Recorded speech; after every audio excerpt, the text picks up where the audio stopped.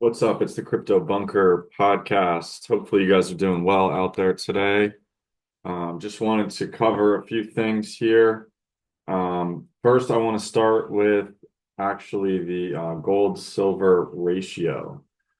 This is not a good sign for silver, for stocks, for this is a massive breakout that's happening here on the gold silver ratio. So usually in that case, there is some sort of financial crisis at hand. We probably should have picked up on this based on the fact that it was kind of just going sideways, and that we tested the 150-day moving average and that we then bounced, and now we're breaking out to the upside. And we can see other times that has spiked: 2020, the 2016 crash. It spiked in the 2018 as well. And so, we can somewhat look at that as risk. Usually that is not when there's two schools of thought. Obviously, 97 is really high historically for the gold silver ratio. So you could think, okay, I want to buy silver here because I want eventually to trade that silver in for more gold. So if it comes back down to 73, you can trade 73 ounces of silver for 1 ounce of gold if you wanted to do that. Or even if it comes all the way back down to 61, like it did in February of 2021.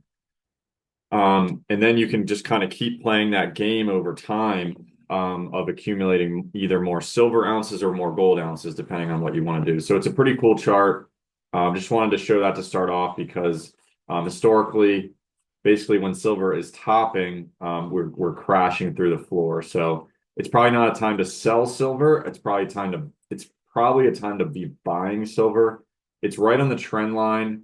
It is coming back to the 20-week moving average, which is usually a testing point for a takeoff.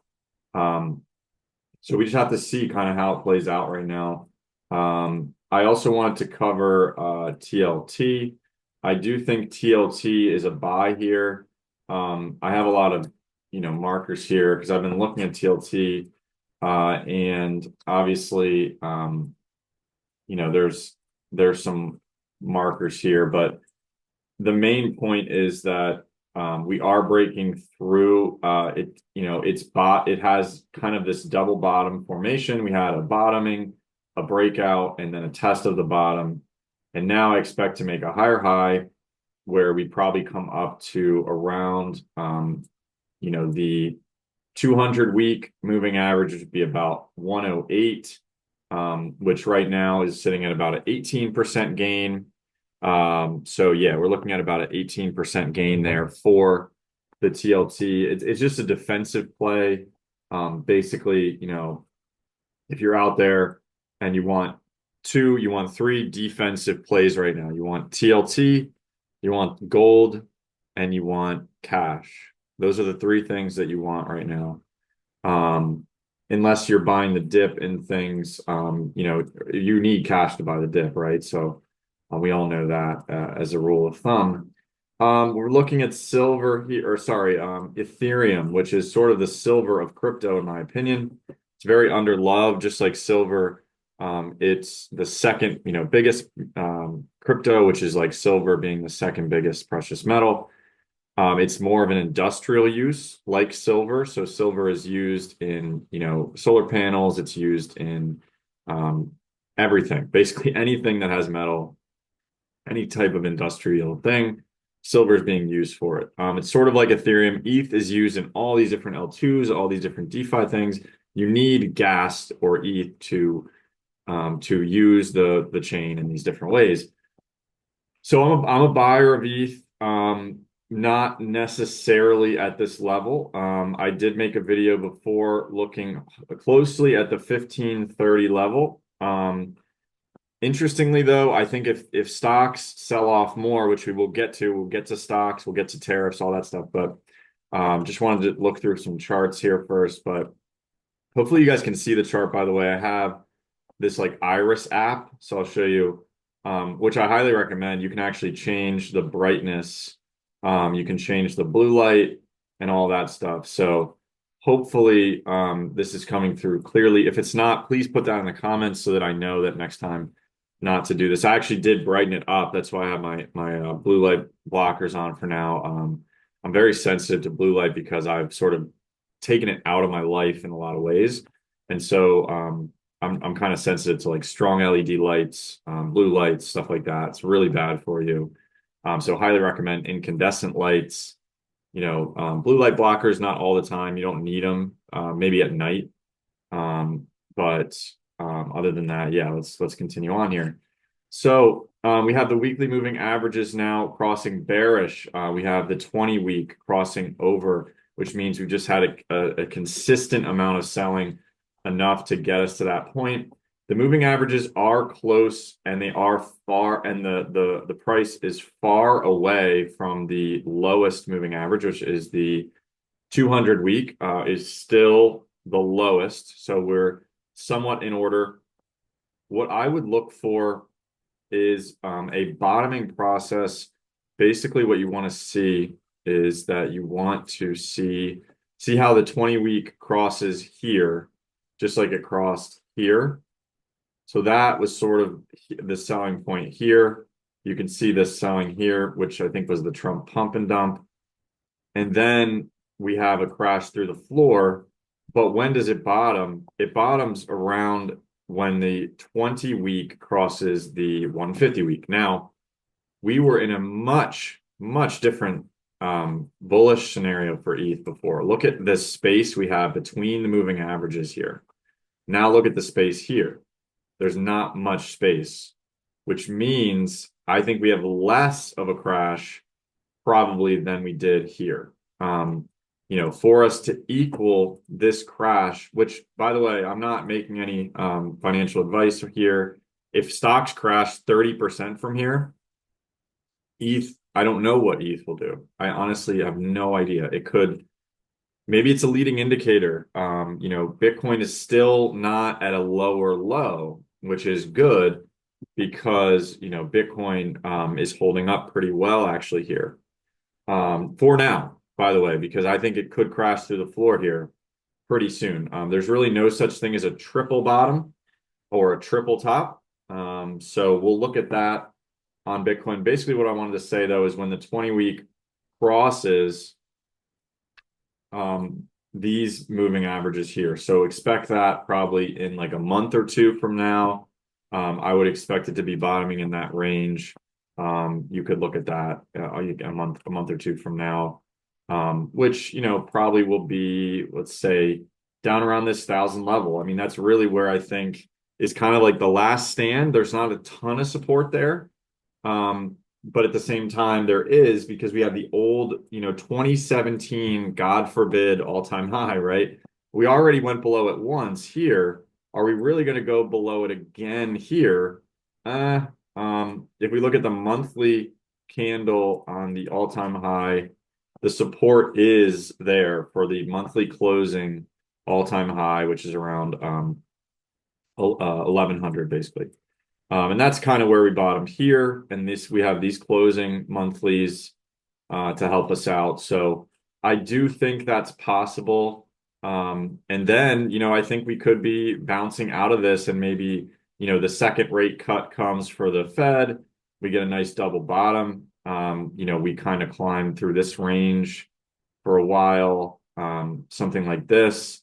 And then, eventually we pop out the top, right?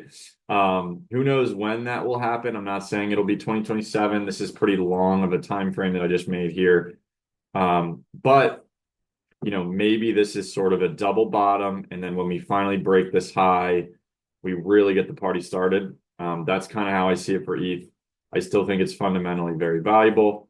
I also like Aave, but Aave, I think, is going to be coming into some really low levels, which is kind of where I'm looking to buy. Under $100 for Aave. Definitely a good place to be looking, at least for me personally, not for you necessarily. For Link, it's tough because it's right on this trend line that's like literally from the start of the coin till now.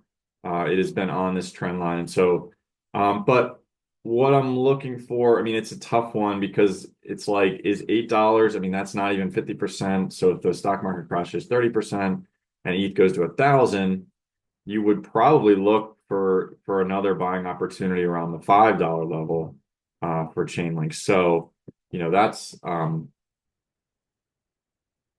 that would be a good entry there. Now let's look at the King Bitcoin. So, I've obviously made videos going back even a month or two saying that this is probably the top. And so, not that it's really crashed that much yet. Really hasn't done anything actually, if you look at it. But it's been holding up pretty well, I will admit. I will admit it. Bitcoin structure looks really good. And honestly, if I'm looking at this on a monthly time frame, and this is sort of a fresh look for me, because I haven't really I don't really have, but what if it's a bull flag, right? What if that is actually a bull flag? Um, maybe Bitcoin, could do that. If that's really what it could do, it could go up to maybe 180K. But then you start thinking about it on, the time frame of okay, when does it really make three consecutive monthly red candles? Well, in a bear market, it does that. And so when we have from top to bottom here, and so what we have to look for is where is that moving average? Because in bear markets, this has served as support. And then we have crashed through. And when we crash through, that's basically the buying opportunity. So what I probably would expect is a test of that 67 level, which is basically right around the average for Michael Saylor's buys, which actually makes sense because he's dollar cost averaging in. So if you look at the 20-month moving average, that's a long period of time. So he's basically been averaging in since right around this time frame here. So he is the 20-month moving average in some ways, right? So that's kind of always where his average is at, if you think about it. Because I think even back in this area, it was 30K back then. So I think what we're looking at is a test, and then we'll see where it goes from there. We could retest up here, and then we could fall deeper, into this sort of 40 something range where we fake people out, right? Because we make a lower low, and that's kind of where you get those shorts and people think that it's over. And then you can kind of pop out the top and then kind of go up from there, right? I'm not saying that's exactly how it's going to play out. So we can look at equities as well, which are obviously looking pretty bad. But again, let's look at it on a long-term time frame so that we can get some perspective on it. So this is a monthly chart of the S&P 500. It's obviously looks pretty great on a long-term time frame. But what we do see is what I would be looking for basically here is if we can get to the 50-month SMA.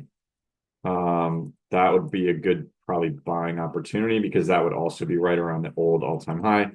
So, we could say basically old all-time high, just simple as day. Not that hard to really calculate that out. Overall, that would put us probably about a 20-something percent, 21%, 20% correction. I mean, right now we're really haven't done much yet. We're basically testing that 20-month moving average. And interestingly enough, I mean, most of the time when you test the 20-month, at least in our era, we see a bounce from the 20-month before a correction, right? This obviously was different, but this bounce right here from the 20-month. So it's very possible we basically always get bounces from here. So it's very possible that we're coming into a bounce level. I'm not saying necessarily that is the case. For the S&P 500 to close 3 monthly candles in a row red, which probably will, but it's very chaotic right now with the tariffs and everything. We'll see how that plays out. So yeah, the Nasdaq is also testing this right now. So it's testing the 20-month moving average. It usually will bounce from there, even in this bear market. Is it going to bounce this time? It did not bounce in 2000. It sort of bounced in '08. Is this an '08 scenario? I'm not really sure. I mean, it's hard to say. It's very hard to say. I don't think that this is as big of a bubble personally as it was back then, right? I mean, look at this thing. Wow, that just went crazy. Um, and this doesn't, to me, if we look at the weekly moving averages, they're not like that wide, compared to what they were back then, right? So to me, we are still sort of in this phase of technological adoption, if you will. I don't necessarily think that it's all over for everything. It could be though. I mean, it really could. I don't want to make any predictions or anything. This could be the big one, right? Everyone's been waiting. Is this the one where yeah, make a lower low, and we test this COVID low. Maybe we test that COVID low down there. Um, Probably not, right? Probably not, but it's possible. I mean, if you look at the Nasdaq, you know, I guess if you compare it to this, which I'm not, that's where we would go, right? Like imagine that today, right? I mean, imagine that. I don't think that will happen because these stocks are, pretty insulated. But if you do look at stock like Apple, we're already hitting the 150-week moving average. We're already there. So that's pretty crazy. I mean, when Apple hits the 200-week, um, it's almost never not been an opportunity to buy, right? Um, in fact, the only time it wasn't, I guess, was probably the dot-com bust because it chopped and went lower and kind of was, but it still was a good time to buy. I mean, imagine buying at 44 cents, right? Um, at the 200-week moving average back in the day. So, and then '08, 200 week, 200 week, 200 week. This was pretty much the 200. The 200 now is like 177, which isn't really that far from here. So, we're testing the 150 right now. Do we bounce from here? Probably. The VIX isn't like going completely insane. So that's sort of a good sign, I would say, right? Yeah. Oh yeah, I was going to come back to Bitcoin on a shorter term time frame. Let's look, and like this is obviously another thing, right? I drew this sort of bear market, bear pennant, if you will. Is this the first bear pennant? Just like we did back here and then crash through it? Potentially. Let's look at it on like a 4-hour basis here. And hopefully, you guys can see this and everything. Is it possible to get a 1, 2, 3, even 4 chances at this level? Like I don't know. Is it that strong of a level? Is this really that strong of a level? I don't think so. People have not really traded this level. It's kind of actually hard to believe that this even kind of came out of nowhere. A lot of people are looking for it to gap back down to 73, because that's kind of where the rally started. So is that a logical place to take us? I don't know. I do know the Hedgeye process is something I recommend highly, highly, highly for all crypto traders or people who are investing in crypto, because it's such a cheap way to get to get these risk ranges that I'm going to show you right now. So Bitcoin, obviously you can see buy and sell with all these assets. They're all bearish, obviously. And basically the Hedgeye process is you just don't buy until it's bullish. Bitcoin actually was traded bullish trend yesterday, above 88, I believe. And so, above 88,000, we would be back to bullish trend. And it's not like that far away. So you sort of have to question a little bit, um, you know, is this a bottom? Is this a bottom? I don't think it is, but I guess it's possible. Anything is possible, right? I mean, we're below the 200-day moving average for like the third time. I don't like that. I think you're sort of knocking on the door here. You're knocking, knocking, knocking, knocking. And the way that I've always been told is if you knock that many times, you're gonna go through.